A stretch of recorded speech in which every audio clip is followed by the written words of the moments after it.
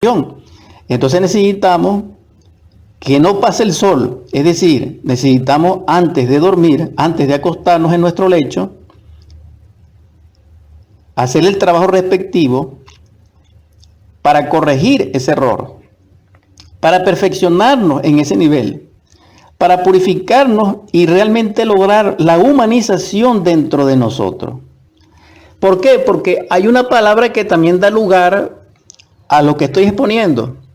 Y me refiero a las palabras de Salomón en Proverbios 28 y 13.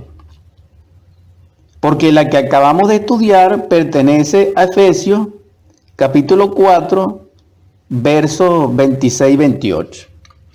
Ahora bien, ¿por qué estoy hablando de Efesios y por qué estoy hablando de Proverbios?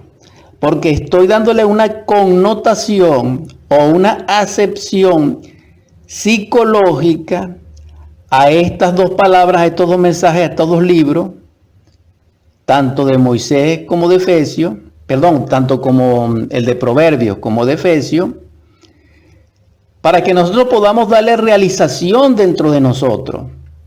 Es una de las interpretaciones o exégesis que necesitamos para nosotros realmente ser cristianos. Dice Proverbios 28:13, el que encubre sus pecados no prosperará, mas el que los confiesa y se aparta alcanzará misericordia. Esta palabra de Proverbio, o esta escritura en Proverbio, en su interpretación, dijéramos, referencial, para que confirme la palabra de Efesios, ciertamente aparece la palabra pecado, que en ambos está compartido. ¿Qué es un pecado? Un error, tanto manifiesto físicamente, materialmente, como internamente en el mundo de emociones, de sentimientos, de pensamiento y de intencionalidad.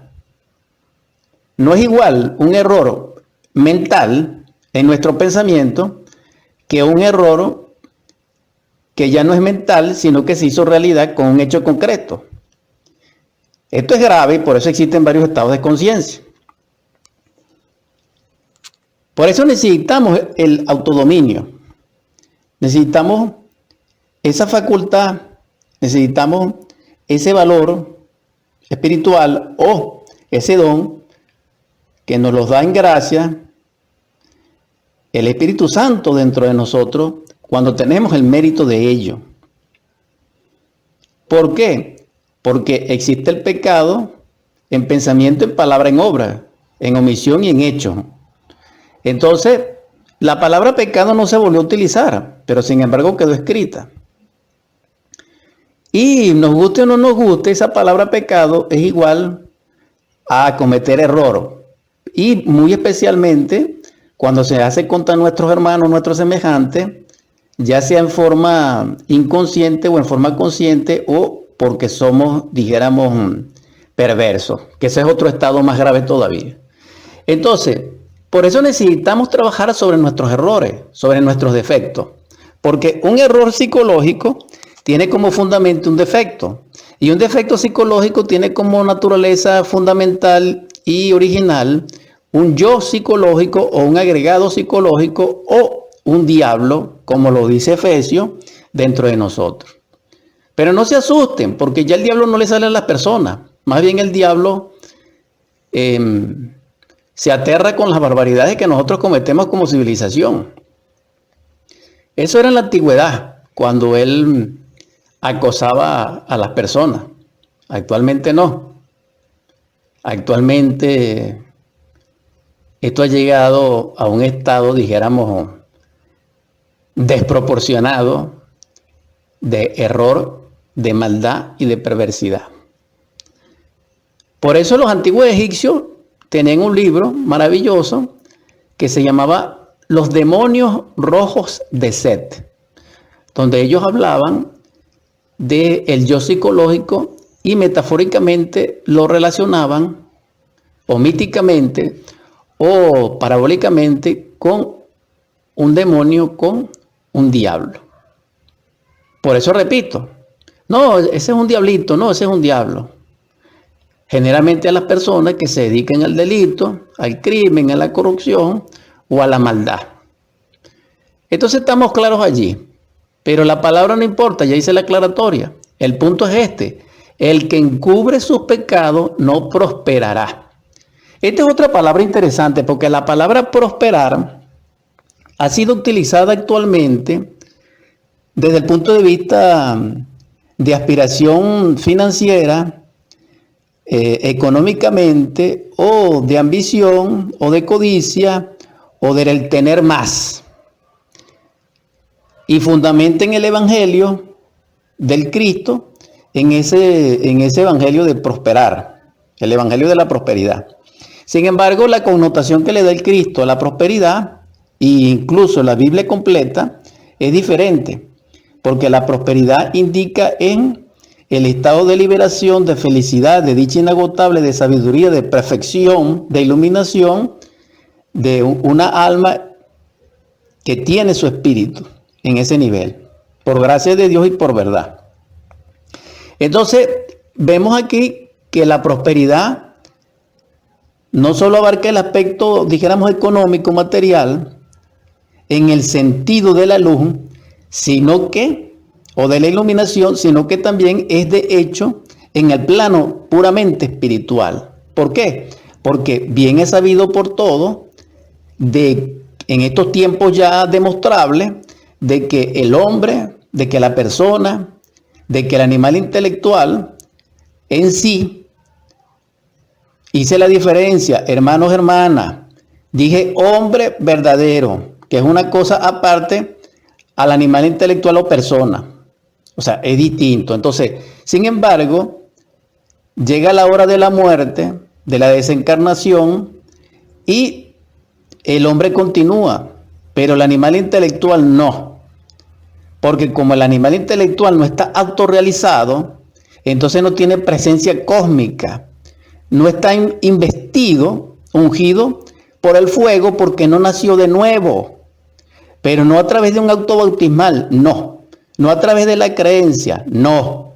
No a través de profesar una acción buena, no. Sino que aparte de todo eso, se creó dentro de sí el templo a su Dios, es decir, la Jerusalén celestial dentro de sí mismo, o nació de nuevo y creó el traje de bodas del alma en las bodas de Canaán.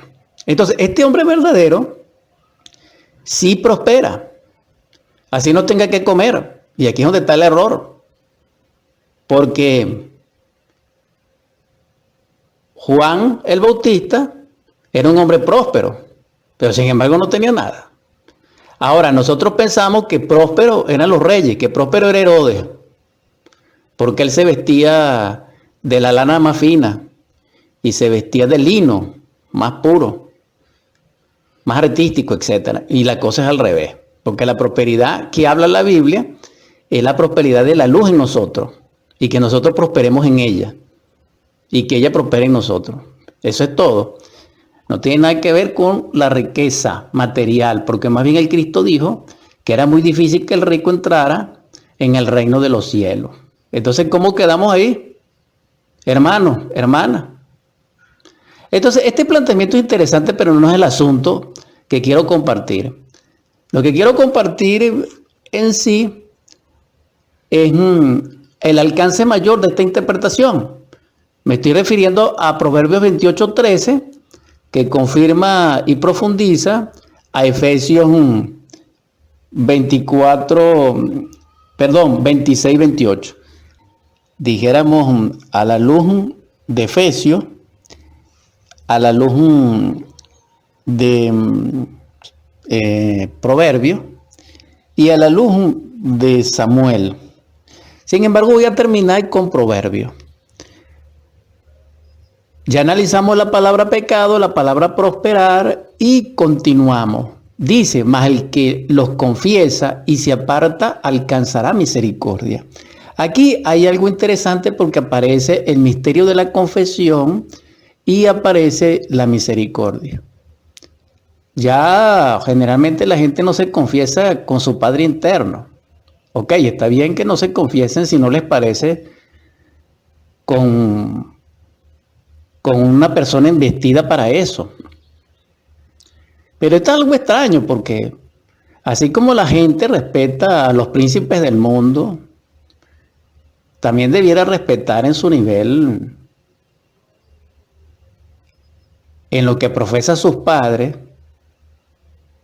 o en su fuerza central, el misterio de la confesión. Pero si no lo puede hacer, entonces hágalo en secreto con su Padre, porque el Cristo nos viene a traer la sabiduría del Padre. Él bajó los reinos de los cielos para nosotros y el reino de los cielos es vivir en el Padre. Y en el Padre nosotros podemos confesarnos a través del Padre nuestro. Entonces necesitamos confesarnos, pero hermanos, hermanas, para poder confesarnos necesitamos hacer un trabajo, porque no vamos a confesar qué. Para confesarnos tenemos que saber qué vamos a presentar. Y eso que vamos a saber presentar deviene de lo que ya hablamos anteriormente en el contexto de Efesios. ¿Por qué? Porque nosotros nos estudiamos a sí mismos y hemos visto nuestros errores. Entonces, ese error que se manifiesta hoy, se manifiesta mañana, así lo estemos trabajando en sí mismo. Y esto es gnóstico totalmente cristiano. Porque un defecto no se desintegra de la noche a la mañana. Entonces, este es un trabajo continuo, que solamente el Padre en su divinidad nos los hace comprender cuando es suficiente. Y esto es consciente, porque esto pertenece a los misterios de la muerte en sí. Me refiero a la muerte de los pecados, de la legión, de los yoes, etc. Entonces, ¿cuándo viene la confesión? Ante nuestro Padre Madre, pero muy específicamente ante nuestro Dios Madre, en su aspecto femenino.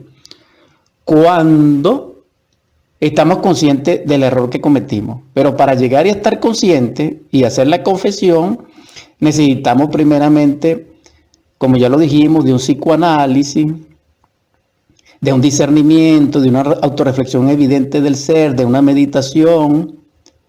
Y eso viene después que nosotros hayamos autodescubierto el ego en acción en la convivencia. Entonces todo esto va a producir un arrepentimiento.